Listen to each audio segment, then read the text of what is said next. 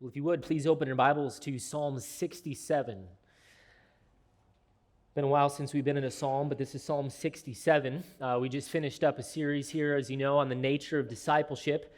Just preaching through Luke chapter 5. We came to that portion where Jesus gathers his first disciples and then calls them to leave everything, but then to follow him on mission. And so I thought it'd be helpful to do a short sabbatical and remind ourselves of what true discipleship is. And so we, of course, looked at Matthew chapter 28, which is probably the definitive passage on discipleship and what's formally referred to as the Great Commission. And so we spent the first week there looking at the entire passage as a whole, where, of course, the main exhortation or the main command there is to make disciples. And then we narrowed in on two components for how disciples to be made. You remember, if you remember the structure of that passage, you've got the main command or the main exhortation, which is to make disciples. But then that command is modified by three what are called participles, which of course explain or further expand that main command. And so he says, how are we to make a disciple? Well, by first going, second by baptizing, and then third by teaching. And so we spent that second week then looking at this idea of going, which is of course where discipleship must begin. And then last time we looked at this concept of teaching, which is to be that ongoing aspect of discipleship. And that one I broke into three categories. I talked about pre-evangelism, where you're actually discipling a person, but before they even come to faith. We see Jesus doing this, of course, with his disciples over a period of 3 years, and they still don't get it. And then we talked about that second component, which is the evangelism event itself, in which you're now bringing the gospel to bear into a person's life and onto their heart, and you're actually speaking the very content of the gospel. And then there was that third category, which is that ongoing teaching, where you're now teaching them to observe everything that Jesus commanded, and for the purpose of seeing the person of Christ formed in them, Galatians chapter 4. And so without these components, the point was discipleship cannot happen. It cannot happen. They are what modify the main command for how a disciple is to be made. And so this is what Jesus himself lays out. It's his command. It's his program, if you will, for how he plans to build his church and then therefore expand his kingdom. And so in light of that, what I wanted to do this morning is now take a step back and just ask the very simple question of why. Why is this important for us as a church? Why is it important that we be faithful to the Great Commission? Now, obviously, Jesus commands the Great Commission, and so that right there should be sufficient reason for us to be faithful to the command. But what I thought I'd do is just try and give a bigger picture here this morning that's actually developed, but directly from the heart of God himself. In other words, I want to narrow in on God's very own motivation for why he does anything that he does. And so why has he done anything that he's done in the history of the world? You ever thought about that?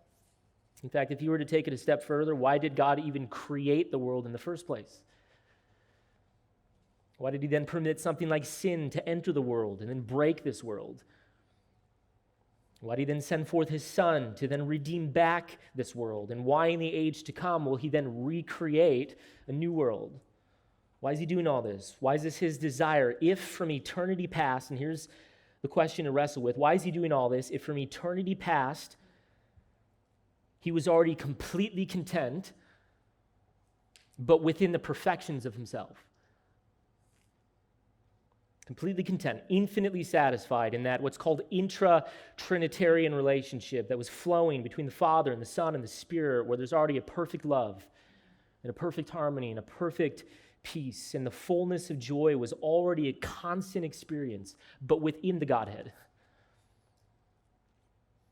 And so why is he doing this?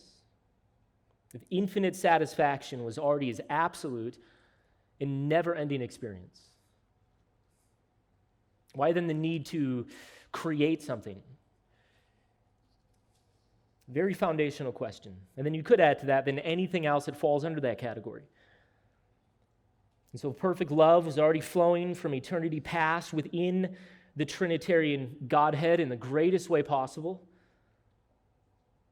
Then why is he then chosen to now show forth that love, but outside the Trinity? I mean, if the fullness of love was already on full display within the infinite realities of his being, then why the necessity to now show it outside this Trinity and into a finite creation? In other words, if God is already satisfied with the love within himself flowing between the three persons of the Trinity, then why the need to love you? Why does he shower us constantly, it seems, with good things? Why does he bless us? Why does he enrich us? Why has he given us good things or satisfied our years with good things, as the psalmist writes? Well, I want us to look this morning at Psalm 67 to help us answer some of these questions.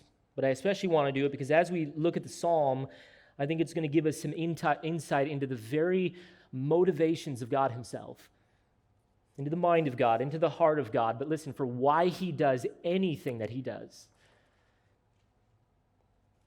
And so this is a very profound psalm and one that perhaps you might be familiar with.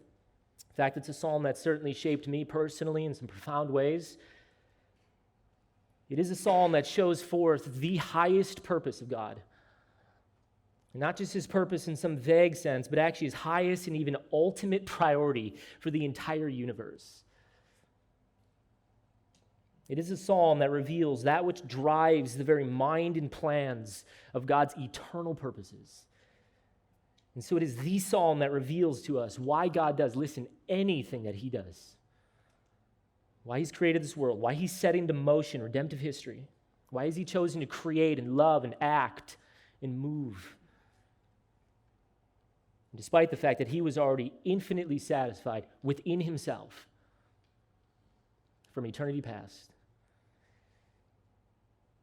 And so in light of spending some weeks in the Great Commission, which of course is God's plan and God's purpose for the church, I want us to turn this morning to Psalm 67 to once again remind ourselves of that which fuels God himself for his mission.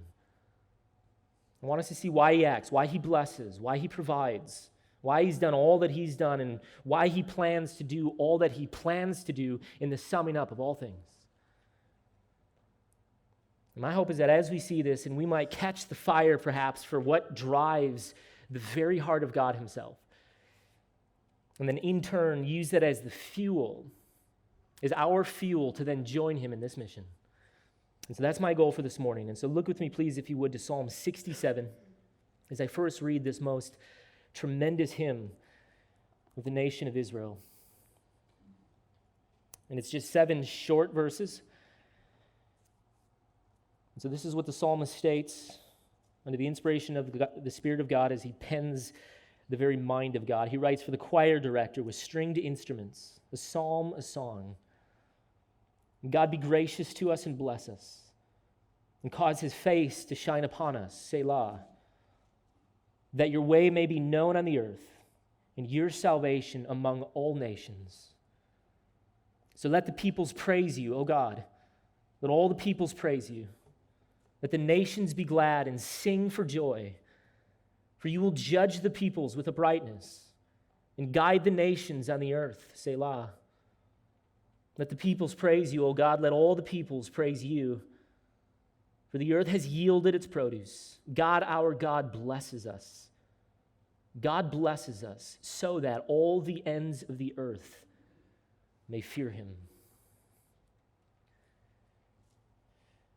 Well, in his book, which I know that many of you have read, entitled Let the Nations Be Glad, which of course is a book that was developed explicitly from Psalm 67, John Piper begins his first chapter with these words, and he says perhaps what are the most profound words, as many agree, on modern missions in our day. He says, missions is not the ultimate goal of the church. So just think about that in light of everything that I just preached on these past few weeks.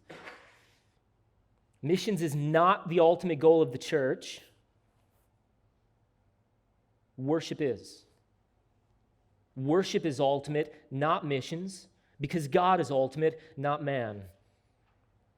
When this age is over and the countless millions of the redeemed fall on their faces before the throne of God, missions will be no more. It is a temporary necessity, but worship abides forever. Therefore, worship is the fuel and goal of missions. It is the goal of missions because in missions, we simply aim to bring the nations into the white-hot enjoyment of God's glory. The goal of missions is the gladness of the peoples. And here's the key phrase. The goal of missions is the gladness of the peoples, but in the greatness of God. And I think that is perhaps one of the most profound statements for why we have been commissioned in Matthew chapter 28. And so what I want us to understand this morning as we work through Psalm 67 is that when we talk about discipleship, or when I talk about mission, even mission in the local context here within our neighborhoods and within our workplaces and families, what I want us to understand is that we are on a mission, but this is a mission in the first place for the gladness of all people, the gladness of all people, but in the greatness of their God. In fact, this is all I care about. It is the reason why I am in ministry. It is the reason why this church exists. It is the reason that every single one of us, if we're Christians here this morning, have been left on this earth. And so I've been saying it over and over again all throughout this series, and so you're probably sick of it by now. Listen, there's a very good reason for why when God saved you, he didn't just immediately bring you into glory. Rather, he has saved you and left you, but he has left you for mission. That's why you're here. That's why we have a presence on this earth this morning. Jesus prayed in John 17, right before his arrest in that high priestly prayer. He said, "And I do not ask that you take them out of this world." This is a petition to the Father. "I do not ask that you take them out of this world, but that you leave them in this world." And so Jesus prayed very explicitly for us to remain. And he had a massive purpose in doing so. And so Jesus has saved us, but then left us for mission. But what I want us to see here this morning from Psalm 67 is the why then behind this mission. Why is he doing this? Why is this his purpose? What is the driving motivation for God to do such a thing? And therefore his motivation for calling us to join him in his mission. And so this is what I want to show this morning from this psalm. And so let me just give you the main point right here in the beginning. And then, Lord willing, we'll unpack it as we work through the psalm. But here's my thesis. Here's my main point that I want us to walk out with this morning. But God has left us for mission. He has left us for mission for the joy and the gladness of all peoples, but for the ultimate purpose of bringing glory and fame to his name. It's a dense statement, but that's what I want us to walk out with this morning. Let me read it again. God has left us for mission for the joy and the gladness of all peoples, but for the ultimate purpose of bringing glory and fame to his name. And so I know that some of you have read the book and are familiar with the ministry of John Piper, but what I want you to know this morning here in our little evangelical reformed world is that the joy and the gladness of all peoples and the greatness and the glory of God is not something that John Piper discovered, but it's something that God has said from eternity past through Psalm 67. And so I just want to lay that out in the beginning here as the main idea of the psalm as we begin to work through this most profound text. And so let's take a look then at the psalm, and it's broken into 4 parts. And so for those of you who like structure, this is how I'm going to work through the text. But you have the psalmist's prayer, verse 1. You've got the psalmist's purpose, verse 2. You've got the psalmist's passion, verses 3 through 5. So prayer, purpose, passion. I got my P's working. And you've got the psalmist's privilege, verses 6 through 7. And this is where the Great Commission is going to come into play. And so notice then, please, number 1, the psalmist's prayer, verse 1. He says, "A psalm, a song, God be gracious to us and bless us, and cause his face to shine upon us." Now let me just say here really quick for the sake of completeness, that these words here in the very beginning of verse 1, where it says, "For the choir director with stringed instruments, a psalm, a song," that's actually what's referred to formally as the superscription. And so if you didn't know, the Psalms, for the most part, were actually the hymn book for the nation of Israel. And so many of these Psalms come with instructions for how they're to be sung and how they're to be accompanied. And so apparently this one was to be accompanied under the inspiration of the Spirit with stringed instruments, as he says. And then notice as well, and again, just for the sake of completeness here, but you'll notice that at the end of verse 1 and also verse 4, you've got this word here of Selah, which is actually going to be pretty important for the text. But you see this scattered all throughout the Psalms. Now, we don't know exactly what it means, but most likely, and it's almost certain, but most likely it's simply a sort of musical insertion where there's to be some kind of rest or some kind of pause in the song where the people are to then contemplate the words that they just sung. And so whenever you come to that word, there's to be this moment of reflection or contemplation to think on the text. And so again, this was a hymn. This was one of the inspired songs for the nation of Israel. And so just like how music is written today, the songs often came with these elements of instruction for how they're to be sung and performed. And so that's all technically part of verse 1 in the original. But then in the second half of verse 1, you've got the more formal portion of the psalm. And so notice how it begins. It begins with a prayer or petition. And so he states, "And God be gracious to us and bless us and cause your face to shine upon us." Now, if you know your Bible, then this should sound very familiar to you or somewhat familiar to you because this is actually a priestly blessing that comes from the book of Numbers. In fact, I think you just read it Thursday if you're doing the Bible through a year. And it's a blessing that gets picked up all throughout the scriptures. But what's interesting about the blessing here is that if you go back and read it in Numbers 6, it was actually understood by the people to be far more than just a simple wish or some kind of sentimental or spiritual declaration over a person. In fact, in Numbers chapter 6 and verse 22, it says these words. It says, "And the Lord spoke to Moses, saying, Speak to Aaron and to his sons, saying, Thus you shall bless the sons of Israel. And you shall say to them these words, The Lord bless you and keep you. The Lord cause his face to shine upon you and be gracious to you. The Lord lift up his countenance upon you and give you peace. And so they shall invoke my name on the sons of Israel." And then here it is, "And then I will bless them." In other words, in the context of the priestly blessing here, this was never understood by the people to be just a mere wish. And that's the point to understand. Rather, according to verse 27, this is a real live blessing that when it was invoked by the priests of Israel, which you had to be a priest to do this, but when it was invoked by the priests, they'd use the covenant name of God, which is Yahweh, and then the blessing was understood to be a guarantee. And so this was a promise. Again, verse 27, "So they shall invoke my name over the sons of Israel, and then I will bless them." And so this was a promise. This is a guarantee from God's mouth himself. And so you can understand then for why all throughout the history of Israel, this became a very important blessing for the nation. This wasn't just some sentimental, hoped-for outcome. Rather, this was a divine blessing that flowed through the conduit of this priestly order. And so in Psalm 67, then, the psalmist picks up on the language of this blessing, but notice he's not giving it as a blessing as if he's a priest. Rather, he now turns this blessing into a request or petition. And so this is how he frames out the psalm. This is what he's asking of God. He wants blessing. He wants the grace of God to pour out, but upon the people of God. And so just think about what this means. Think about what this might mean for you if you were an Israelite. You'd be singing this psalm here in the context of the nation, but precisely because you'd be understanding yourself to be a sinner and therefore very much in need of God's favor. That's exactly what you'd be singing. In fact, notice he uses the word here of grace. And so what does the word grace mean? Well, built into the word of grace is the idea of unearned or undeserved favor. But listen, always in the context of sin. I mean, the only reason that you'd be singing a song to God for him to be gracious to you is if you knew that you were somehow a sinner and therefore undeserving of that blessing. And so they sing for grace. And then notice as well, he's not asking here for mercy, but grace. Remember, the idea of mercy is not getting what you do deserve, namely a just penalty for your sin. And so mercy is the idea then of a relenting or a pulling back from a just penalty. It's the idea of not giving to a person what they do deserve.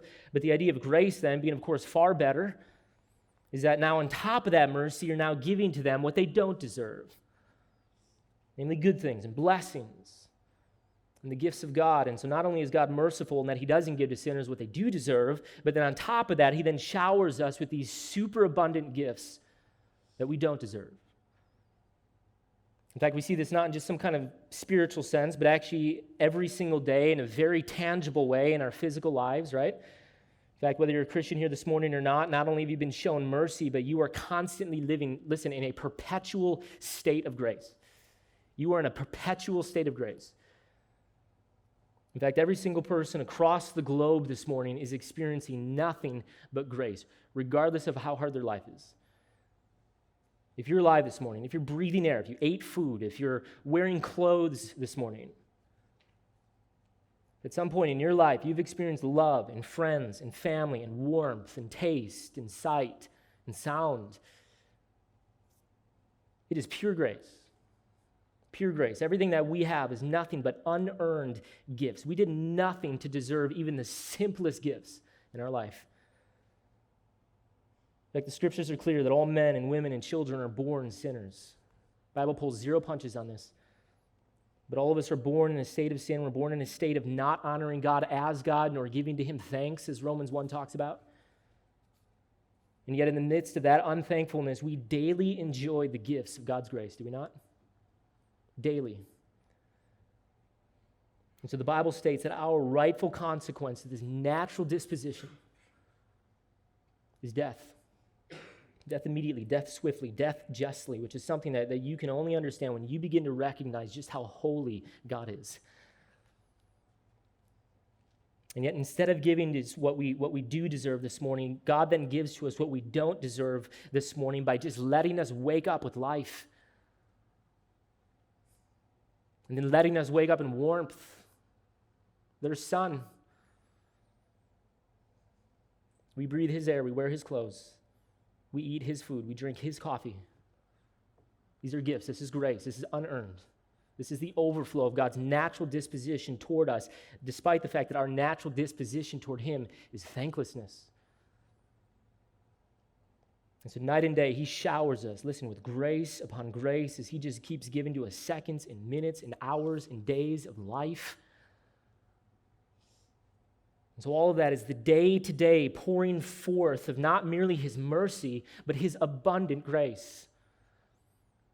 Good things, blessings, gifts. And so that's exactly what the psalmist here has in mind. In fact, notice it's not just a request for spiritual grace, but actually primarily physical. Verse 6. In fact, likely this was a psalm that was sung during a time of harvest. And so they'd actually sing this psalm that God might make their harvests bountiful and for the fields to yield their produce, as it says. And so they're asking for blessing and favor and for God to give them what they don't deserve. And so they call upon the gracious character of God to now act in the light of his promise of grace. Numbers chapter 6. And so understanding the gracious nature of their God, they'd call upon him here with a psalm that he inspired. Think about that. They call upon the gracious God through a psalm that he is inspired to then exercise that grace, which goes to tell us something about how God loves to shed his grace.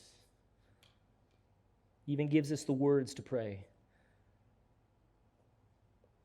And then if the request for grace is not enough, notice, picking up again on Numbers chapter 6, he also says, and may he cause his face to shine upon us, which is just this beautiful expression in the Hebrew for may the smile of God smile upon you. Just a wonderful image, is it not? It's one that the nation knew, in fact, very well. In fact, if your only conception of God is that of a God who sits behind the clouds with a constant frown, and condemnation, disapproval, and nothing but perpetual anger and wrath and frustration toward you and your failures. And I just have to tell you that you do not yet understand the God of the Scriptures. Not fully. And certainly not in terms of your position in Christ. Listen, the one with whom he is well pleased. Well pleased. But all throughout the Old Testament, there's just these constant word pictures of a God who rejoices, and a God who sings, and a God who smiles, and a God who loves to shower grace and bless his people. Zephaniah chapter 3 and verse 17, the Lord your God is in your midst, mighty warrior who saves. He rejoices over you with gladness, and he will quiet you in his love. And then my favorite phrase, and he will exalt over you, listen, with loud singing. With loud singing. Do you have a picture of a God who sings over you? He sings over you. Because you are his in Jesus Christ. And so the idea of a God whose face shines upon you is the idea of a sovereign God who takes infinite pleasure. He takes actual pleasure in granting undeserved blessings to his children. In fact, it should be understood that the more that a sinner does to not deserve the blessings of God, then the more joy God takes in then giving it to them. His smile is brighter. Listen, his smile is fuller as he grants lavish grace, but upon the least deserving. The least deserving. You don't earn grace. You can't earn grace. Grace is something completely given from the overflow of a gracious God's character. This is his nature. Just a wonderful picture here of the true character of God. He sovereignly sets his face to shine upon a person, but in the midst of being least deserving. This is the essence of grace. This is the essence of what God is truly like. And so as the psalmist knows this and understands this, he then picks up this priestly blessing here from number 6 and then turns it into a prayer as the nation now sings it back to their God, a God who loves to show grace, a God who loves to be called upon for his grace. And so this is the prayer of the psalmist. This is his occasion for this psalm. It's a request for blessing, both spiritual and physical blessing. And so in verse 1 here, we see the prayer and the petition of the psalmist. But then notice verse 2, we come then to the psalmist's purpose. We come to the psalmist's purpose, and this is actually the most important verse in the entire psalm. In fact, it's the very purpose for why he's even requested what he has in verse 1. And so notice the very first word here in verse 2 is of that or so that. And so it's actually showing the purpose or the reason for his request in verse 1, and why, in fact, that I'd argue that it's actually the most important word in the entire psalm. And so notice he states, and God be gracious to us and bless us, and cause his face to shine upon us, and why will so that, and so here's the purpose, so that your way may be made known on the earth, and your salvation among the nations. And so why does he want God to bless his people? That's the question for us this morning. Remember, this is an inspired psalm. This is the very mind of God himself. And so whatever the psalmist writes, God is writing.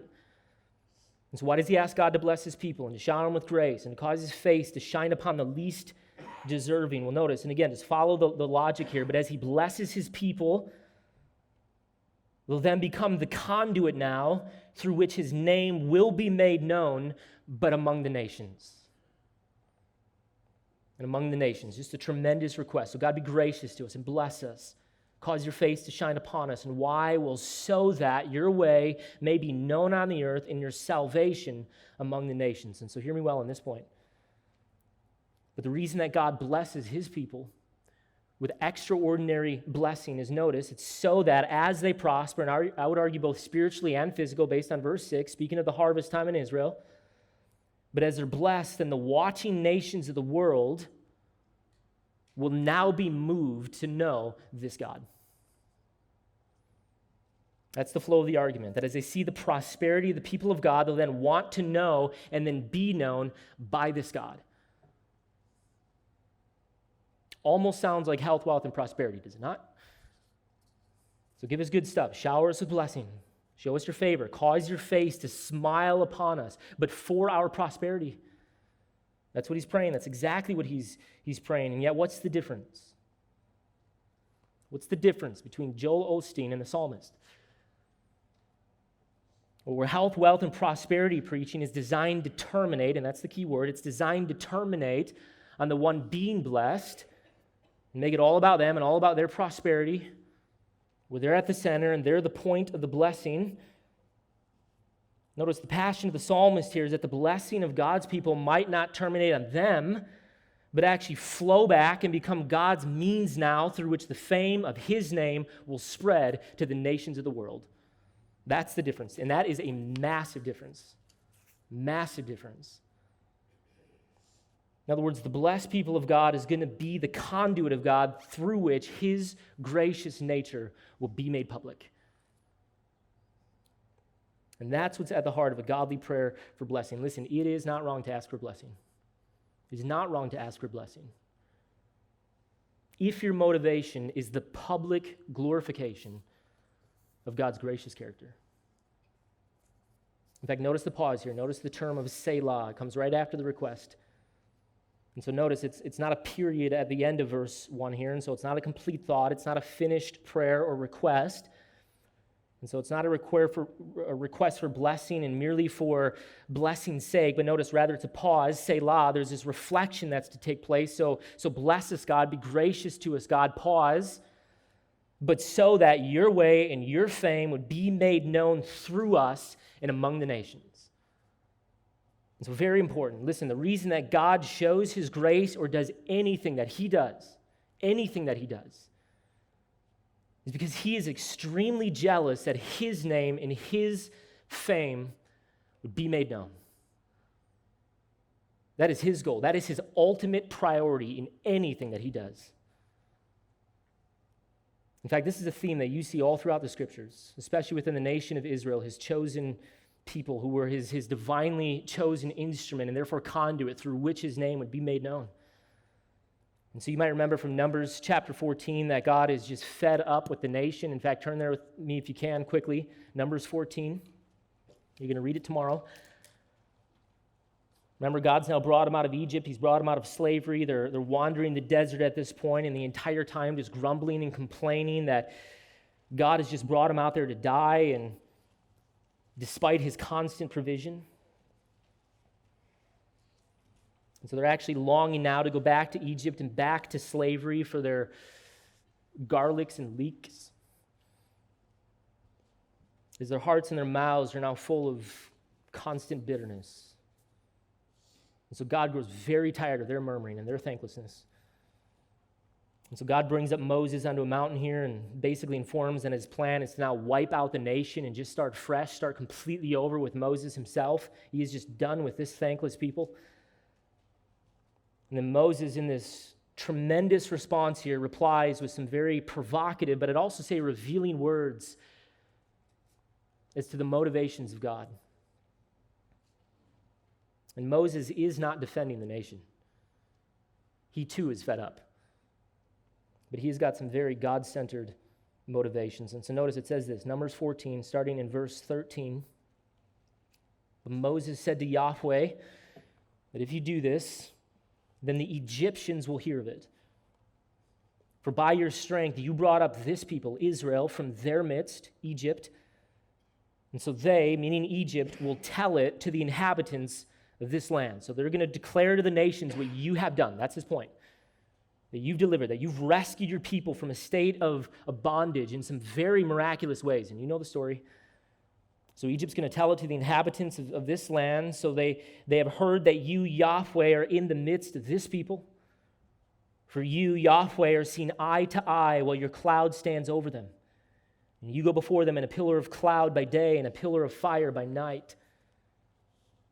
And so if you slay this people as one man, then the nations, plural, who have heard of your fame because of what you did in Egypt to deliver your people, but those who have heard of your fame will say, because Yahweh could not bring this people into the land which he promised by oath, therefore he slaughtered them in the wilderness. What's he doing? What's he doing? Well, Moses' argument back to God is that if he slays the people, then the fame of his name will be defamed, but among the nations. That's what he's saying. That's his argument. And again, not among Israel, but among the nations. In other words, you will look to the world like a failure.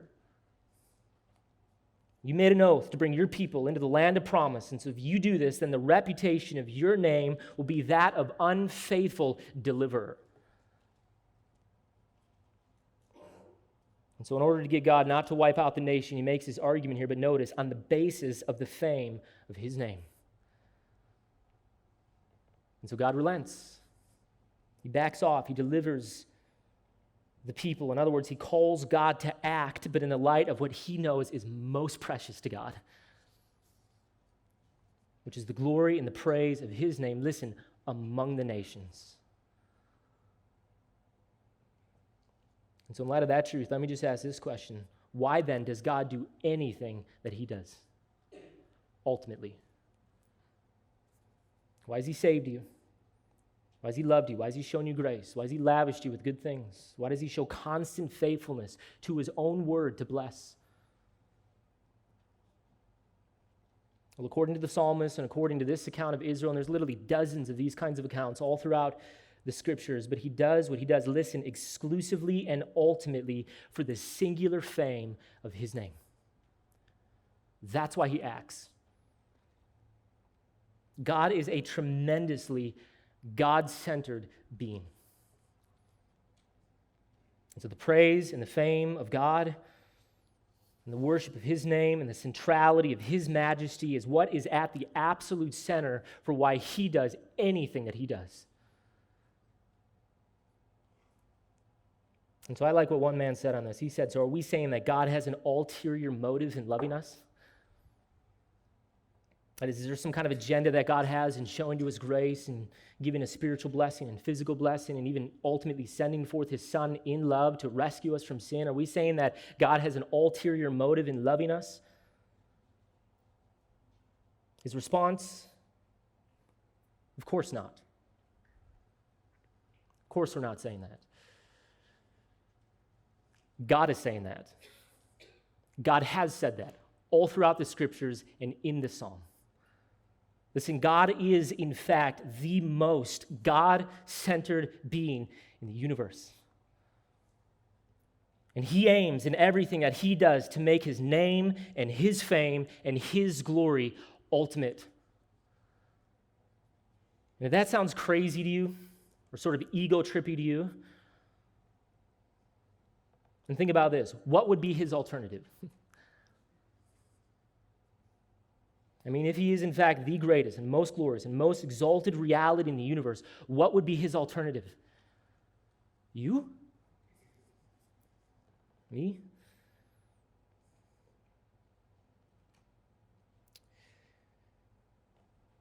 John Piper asks the question, if God is the highest and most glorious reality in the universe, and so that's the presupposition he's working with.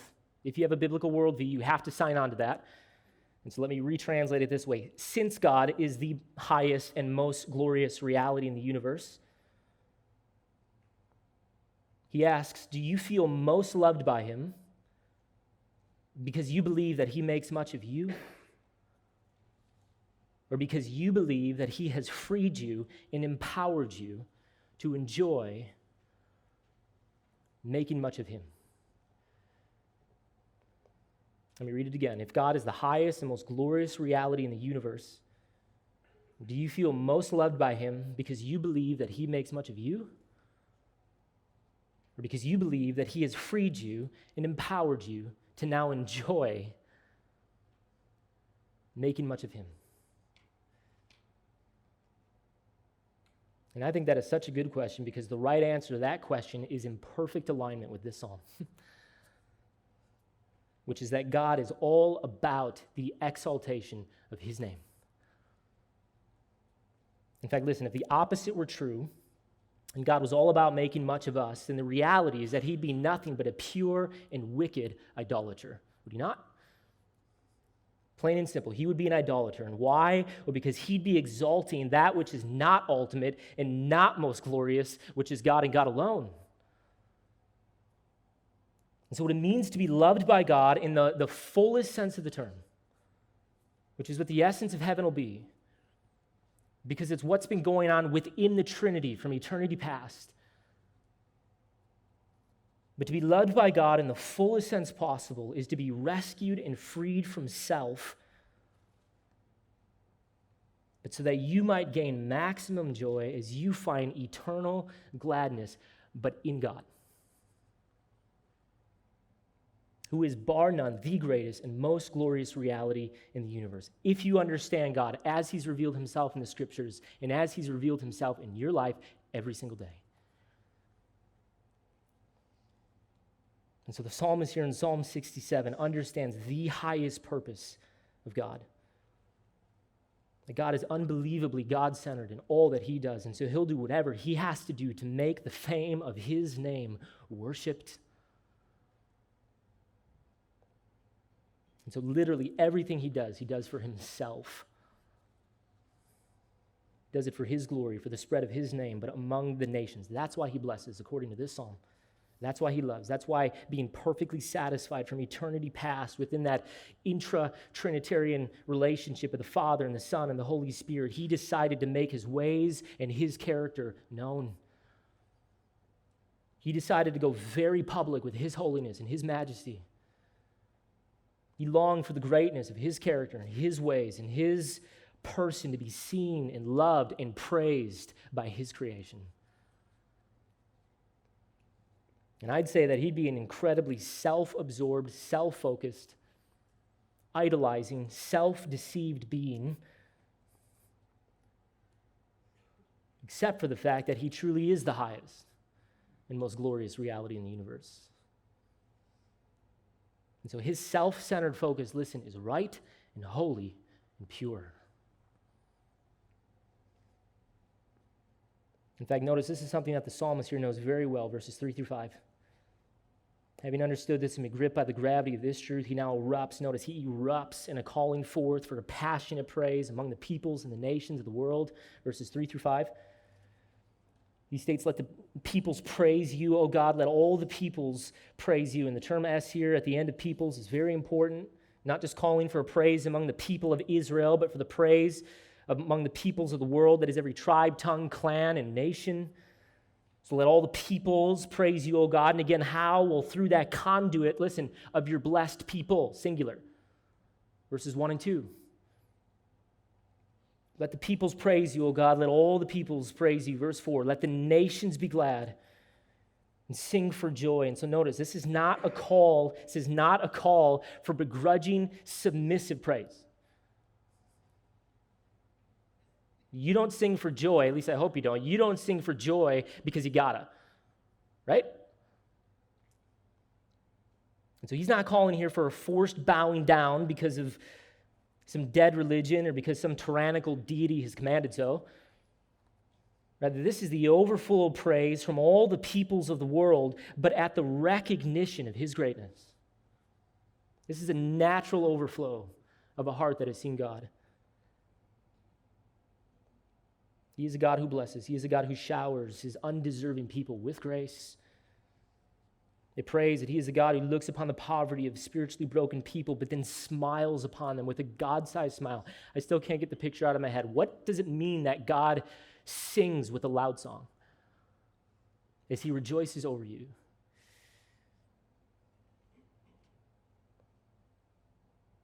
Because he is a God who from the overflow of his very being loves to be praised, but hear me on this, for his goodness. He loves to be praised for his goodness. Let me just say that he will be worshipped at the end of all things. Make no mistake. He will be worshipped for the justness of his righteous judgments toward the wicked. The scriptures are clear. He's going to be worshipped for the righteous nature of his holy wrath because it's going to be pure and right and just. But he loves to be praised for his grace. He loves to be praised for his grace. It will be his grace that will be the cause for which the nations, according to this text, will praise his name. It will be for his grace. Second half of verse 4, for you will judge the peoples with uprightness and guide the nations of the earth. Now, this is a positive statement. This isn't a statement of condemning judgment. Rather, this is a statement of a tender hand of care and guidance. In fact, you could translate the term here for judge as govern, that he will govern the people from a position of uprightness and therefore guide the nations of the earth in a very just manner, something that almost no nation on this earth has ever experienced. So the point is that all the nations of the world who were once estranged from God and cut off from his blessing and cut off from his people have now seen his ways and seen his salvation. Again, verse 2. His way's been made known. His salvation's been declared. And again, how? Well, through the conduit of his blessed people. And so notice the result is the gathering in of all these nations of the earth, but for the purpose of praise and worship. Praise and worship that's being compelled by a God-centered gladness. And so that's the goal. That is his highest priority in anything that he does. He's compelled from the totality of his being to gather the nations, but for the sake of praise. And because he is worthy. In fact, just to drive that home, notice then what he does in verse 5. He actually repeats what he says here in verse 3 and this calling of the nations to praise. He says, let the peoples praise you, O God. Let all the peoples praise you. In fact, notice verses 3 and 5 form these sort of bookends. It's called an inclusio. They're these bookends that are actually functioning to highlight what's in the middle. which of course is verse 4, which again is this gladness and joy of all the peoples, and so every tribe, tongue, people, and nation shall praise the name of Yahweh. And so the psalmist here in verses 3 through 5 just bursts forth with his passionate call for the nations to praise this God. So as they see and understand his ways of salvation, the only appropriate response, according to the psalmist, is glad worship. It is a glad song of praise, and I know that many of you have experienced this in your own lives, have you not? This was your experience the day that you came to understand and recognize for the very first time God's gracious nature, but in the midst of your sin.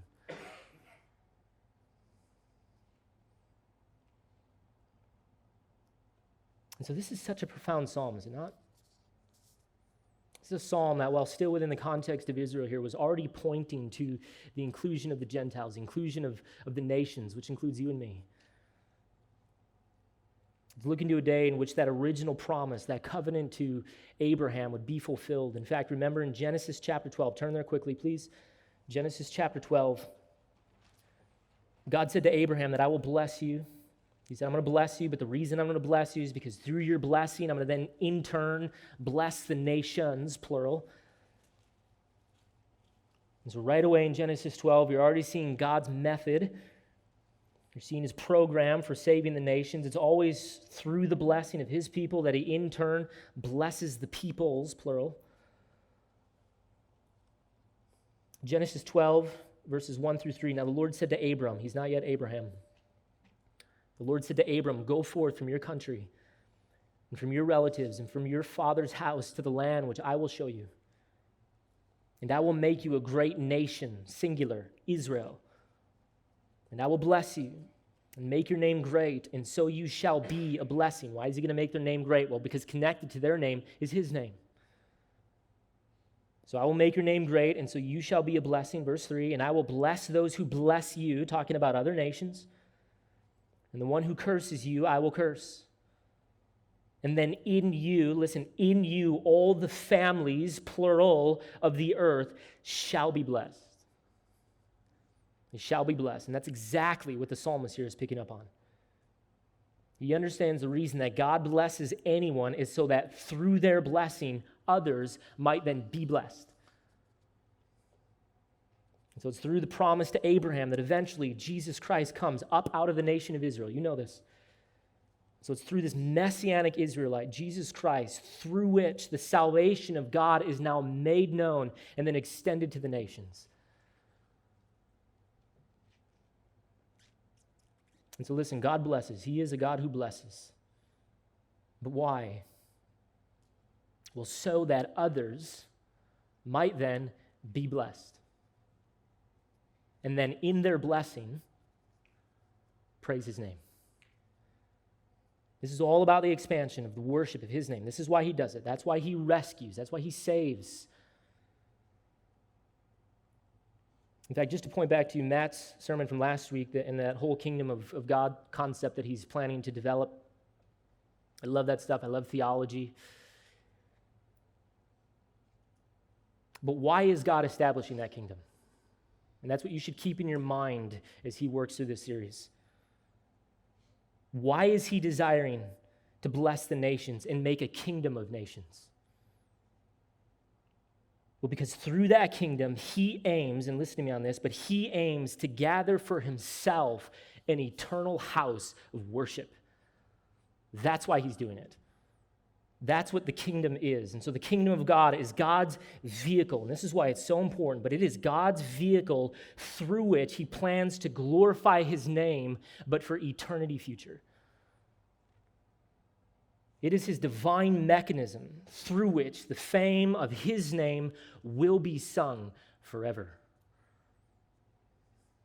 It is to be a kingdom of worship. It is, in fact, to be a kingdom through which the praise of his glory will be the definitive purpose. And you get to be part of this. And so Psalm 67 looks back to the Abrahamic promise. Yet as it's being written here in the midst of Israel, it's pointing yet to a day in which through the gospel of Jesus Christ, God will gather the nations from every tribe and tongue and people and clan, but to join this kingdom in the praise of his grace. This is his plan. This is his highest purpose from eternity past. And this is what the psalmist knows. This is the passion of God, and therefore the passion of the psalmist. God is passionate for the gladness of the nations, where he gets the glory and we get the joy. That is the meaning of verses 3 through 5. And so in verses 6 and 7, we then see the psalmist's privilege. See the psalmist's privilege. And so verses 1 through 5 is all forward-looking. Notice it's a petition for future blessing. And so in verses 6 and 7, we all of a sudden have this shift in the verb tense. And so notice it's all of a sudden a present tense. So verse 6, the earth has yielded its produce, present tense. God, our God, blesses us. God blesses us. Again, these are all present tense verbs. And so the way that it's to be read then is that the prayer here in verses 1 through 2 has all of a sudden been realized. So verse 1, God be gracious to us and bless us. Cause his face to shine upon us. So he's pleading with God. He's asking God, give us your blessing. Pour out your grace. Do that which we know that you love to do. And again, why? Well, verse 2, well, so that your way may be known and your salvation among the nations. So down in verse 6, God hasn't answered that prayer. Notice they've seen the blessing. They've seen the hand of his goodness. In fact, in the context here, as I've already mentioned, it's actually this physical harvest of the earth. And so notice the earth has yielded its produce. And so again, in the context here, the psalmist's request for blessing is explicitly focused on God giving them food in the harvest. And so likely he's praying that all the other nations might see their produce and then gather to them in the midst of their famine, just like the nations gathered to Egypt in the midst of their famine. But he wants the nations to now gather to them, but so that they might then see how God has dealt bountifully with his people. And so it's very much a physical blessing that he prays for. In fact, they've been saved. They've seen God's hand of deliverance. End of verse 2. That's what the word salvation means. And so likely this is a deliverance from something physical. It's a salvation here from famine and therefore death. And so the nations are going to gather to Israel, but to benefit then from their harvest. And so once again, in their blessing, they now become a blessing. And so the psalmist then shouts and prays here, starting in verse 6, that God has blessed his people. And he has blessed them in a very public way. And so notice in how the psalm ends, he never forgets God's end purpose for why he's blessed them. Notice verse 7, why? Well, so that the ends of the earth may fear him, which is just that classic Old Testament expression for worship, that all the ends of the earth and all the peoples and tribes and tongues and nations might now worship the God of the universe, but for his grace. For his grace. This is the heart of the psalmist. He understands some profound things of God. He's got insight here into why God does anything that he does. And so as he pens this psalm here under the inspiration of the Spirit of God, he now aligns his heart, but with the highest purposes of God, which is to gather the nations, but for the explicit purpose of worshiping his name. He understands this is what God is all about. He understands this, and I feel like we have to understand this as well if we're ever to understand anything as to the purpose for why we exist. In fact, this is where the fullness of a person's meaning as a human is bound up as a creature before their Creator. We've been created for worship. We've been created to find our highest delight, but in the worship of God himself. That's how you're wired. And so until a person can become as radically God-centered as God is, and this psalmist is, and as Moses was, in everything that they do, listen, they will always feel in the depths of their soul some kind of lack. Some kind of lack. They'll keep groping, keep striving, keep trying to find that which they think is going to satisfy, just for it once again to fail as it always does. And so based on the authority of this psalm, and please hear me well on this because it's the entire point of the psalm, but our gladness and joy will be made full, but only, and this is very important, but only when we recognize that in our being blessed, we're to then bless others but for the greater purpose of gathering them to God for joyful worship. That's why we're blessed. That is our divine purpose, and I would argue privilege. That is our privilege. You see it all over the Psalms as you just begin to read through them, but the joy that God intends for you to have is bound exclusively. It's exclusively tied to his mission to glorify his name. In fact, it's why I'd argue that so many Christians have become so bored with their salvation. When our salvation is all about us, all about our experience, all about our personal desires, and we refuse to take risks God has asked us to take for the cause of the kingdom, which is what the churches are literally selling these days. And we have so stepped out of sync with the true purposes of God for even saving us in the first place. This is not about us. This is not about us. We have not been saved primarily for us, but primarily for the spread of his name. And yet, the psalmist makes it clear that the greatest path to joy is when we join him in this mission to glorify his name. This is your reason for existence. You have been created to worship. In fact, I think that our joy in the gospel, and this is God's design, but our joy in the gospel of Jesus Christ is a direct result of when we make that gospel go public. Which is exactly why the psalmist prays here what he prays. He's praying for public blessing, but again, for the purpose of increasing public worship. He's saying, bless me to bless others, who will then in turn bless your holy name. That's the flow of the psalm. And this is where everything that I've been preaching over the past few weeks comes into play. God's ultimate purpose is the worship of his name among the nations and through the conduit of his very blessed people. And I think it stands to reason that our only purpose for existence on this earth as a people who have been eternally blessed in the cross of Jesus Christ is that we ought to spend our lives and resources and blessings in the spreading of this news to those who do not know it.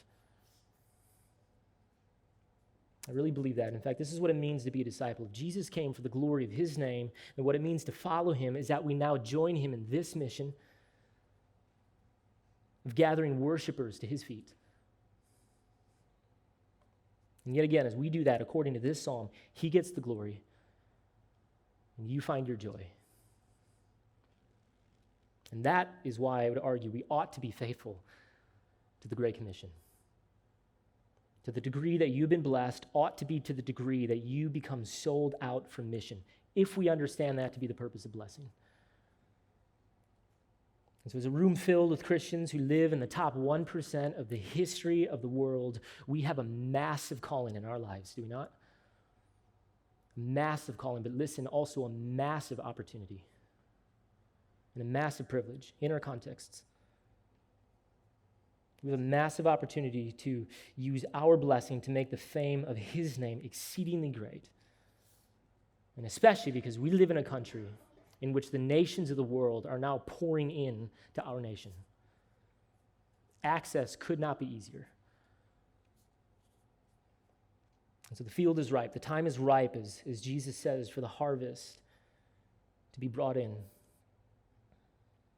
And so our time is up, and my hope and my prayer is that we might play our part.